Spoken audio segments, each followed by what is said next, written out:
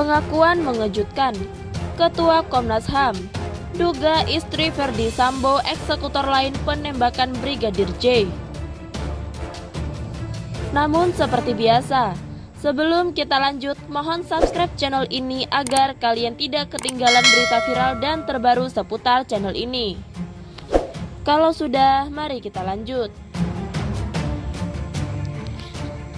Lanjutan kasus pembunuhan berencana Brigadir Yosua. Kini mencuat adanya dugaan mengejutkan. Ketua Komnas HAM diduga istri Verdi Sambo eksekutor lain penembakan Brigadir J. Putri Chandrawati diduga turut menembak selain Verdi Sambo dan Baradae. Diketahui berdasarkan pemeriksaan ada lebih dari 1 peluru yang ditembakkan ke tubuh Brigadir J. Diduga adanya pihak ketiga selain Verdi Sambo dan Baradae yang turut melepaskan tembakan. Kini nama Putri Chandrawati turut disebut-sebut. Ketua Komnas HAM Ahmad Taufan Damanik memberikan tanggapan bahwa ada kemungkinan istri Verdi Sambo turut melakukan penembakan. Terbuka peluang bagi Putri Chandrawati ikut melakukan penembakan terhadap Brigpol Nofriansah Yosua Huta Barat, kata Ahmad Taufan Damanik. Ketua Komnas HAM Ahmad Taufan Damanik mengatakan ada kemungkinan bahwa Putri Chandrawati ikut menembak Brigadir Nofriansah Yosua Huta Barat alias Brigadir J di rumah dinas Duren 3 Jakarta Selatan. Menurut Taufan, kemungkinan tersebut berdasarkan dari hasil proses ekshumasi atau autopsi ulang dan sejumlah bukti dari uji balistik.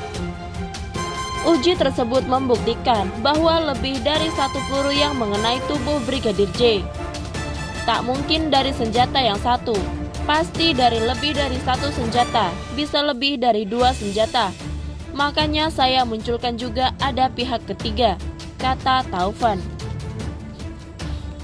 Taufan menambahkan, kalau kita baca keterangan Kabareskrim sebagai sebuah analisis atau dugaan pihak ketiga itu sah-sah saja, dia bilang. Tetapi sekali lagi saya ingin penyidik mendalami kemungkinan ada pihak ketiga, kata dia. Kemudian, Taufan menduga adanya pihak ketiga atau eksekutor lain yang ikut melakukan penembakan terhadap Brigadir J. Orang yang melakukannya, lanjut Taufan, bisa jadi adalah Putri Chandrawati. Ia termasuk putri menembak. Makanya saya katakan juga berkali-kali, saya mungkin dibaca, mungkin rekornya atau CCTV diambil. Saya katakan saya belum begitu meyakini konstruksi peristiwa yang dibuat oleh penyidik sekarang.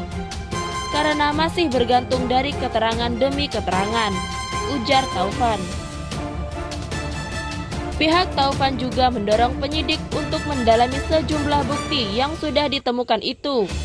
Taufan juga meminta penyidik tidak hanya berlandaskan atas dasar keterangan-keterangan saksi semata. Kita mendorong penyidik ini untuk mendalami, jangan hanya terbatas kepada keterangan semata-mata.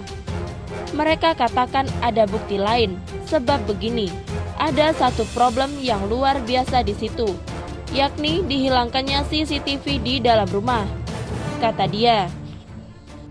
Sebelumnya diberitakan, Komnas HAM menduga secara kuat ada eksekutor lain yang terlibat dalam peristiwa pembunuhan berencana salah satu ajudan mantan Kepala Divisi Profesi dan Pengamanan Polri Irjen Verdi Sambo, yaitu Brigadir Nofriansah Yosua Huta Barat atau Brigadir J. Kami menduga kuat ada eksekutor lain selain Baradae, kata Ketua Komnas HAM.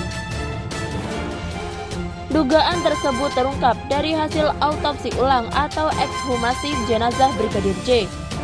Menurut Taufan, jika besaran lubang peluru berbeda, maka ada dugaan eksekutor lain.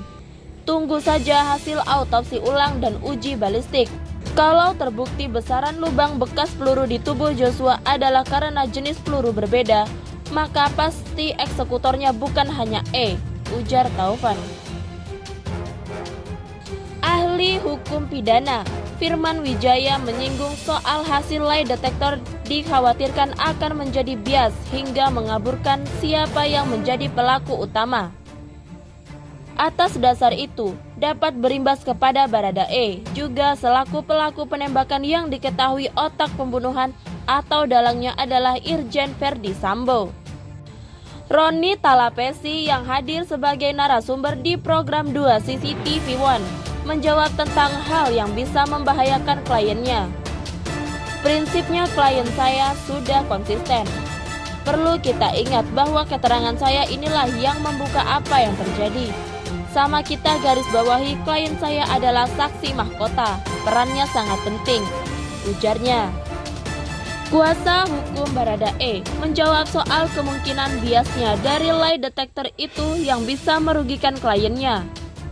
Roni mengaku semua itu bisa diuji pengadilan dengan pasal 185 ayat 6 tentang persesuaian saksi dan saksi serta persesuaian saksi dengan alat bukti lainnya. Perlu kita sampaikan ke publik bahwa ini anak atau Baradae, cerminan anak muda yang ingin mengabdi pada negara, tapi ketemu sama atasan yang tidak bertanggung jawab, yang boleh dikatakan mengorbankan anak buahnya sendiri pangkat paling rendah, ujarnya. Jadi ini adalah cerminan anak muda yang ingin berbakti pada negara. Jangan sampai anak muda ini dikorbankan, sambungnya.